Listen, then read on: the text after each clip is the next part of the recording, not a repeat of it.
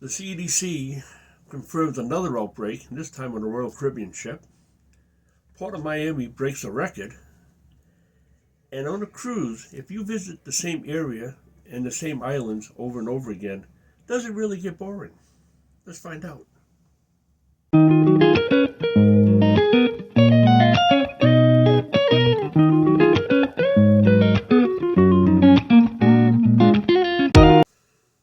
Hello there. Welcome to the show. I'm Tom, your host, and this is Tom's Day Trips, a cruise show. Today we're going to talk about Royal Caribbean, Carnival, the Port of Miami, the Caribbean. But before we do so, if you haven't subscribed to the channel already, I want to invite you to do so. It doesn't cost you nothing. At the bottom there's a button. Click on it that says subscribe. Make sure you activate the notification bell, and you'll be notified when my videos come out. And I want to thank you in advance. So, first thing we're going to talk about is the Port of Miami. But before we do so, let's give Miami a toast for their record breaking.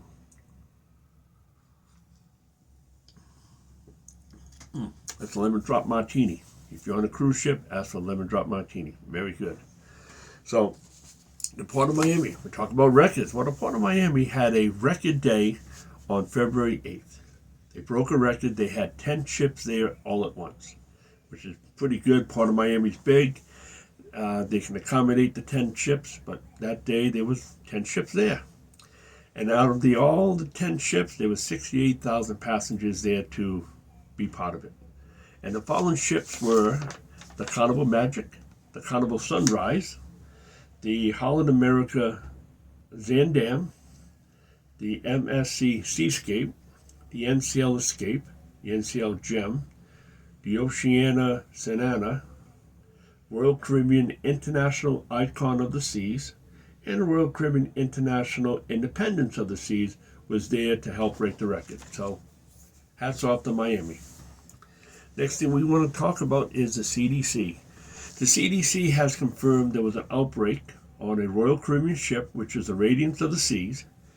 This ship basically sailed out of Tampa, Florida on February 1st. And while they were out in the ocean, they had an outbreak of, they want to think it might have been a norovirus, but not 100% sure. They're looking into it. And out of the 2,164 passengers and 910 crew, 89 passengers and 2 crewmen came down with this illness. It's if you know anything about the norovirus, it's something to do with the intestines. It gives you diarrhea, you vomit, and your stomach just doesn't feel good. So they're not 100% sure, but they're looking into it. And unfortunately, this was the 6th outbreak that was reported to the CDC this year in the cruise industry.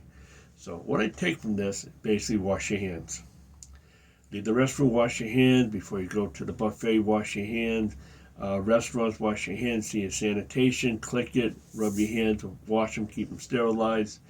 That will help the outbreak of diseases and type of flus and viruses and stuff like that. So definitely do that, and that's what I do recommend. So next thing we're going to talk about is Carnival Cruise Line. Carnival Cruise Line has kind of cleared the giving of tips with a particular type of bill. There's a guest that actually called John Hurd, which is the branded ambassador for Carnival Cruise Line, on whether he can give a $2 bill as a tip.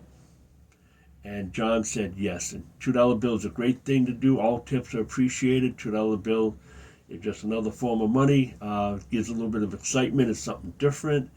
Some cultures figure a $2 bill to be lucky. So if you have $2 bills and you want to do so, hey, do it up, man. Any type of tip extra is appreciated to all the people that take care of us on the cruise ship.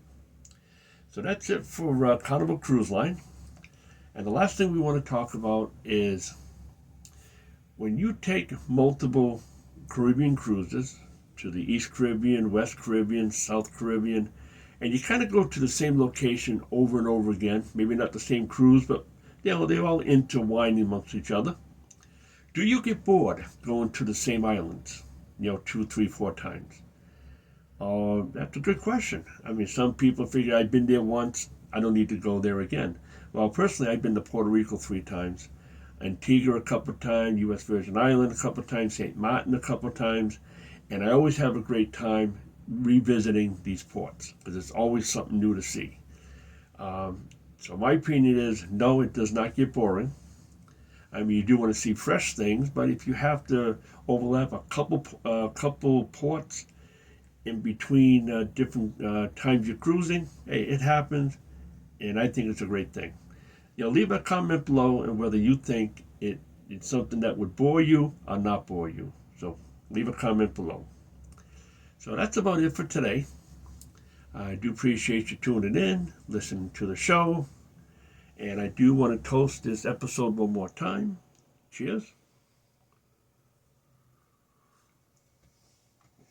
So that's it for tonight. And once again, I do want to thank you. And next time I definitely will be seeing you. And it might be on a cruise ship.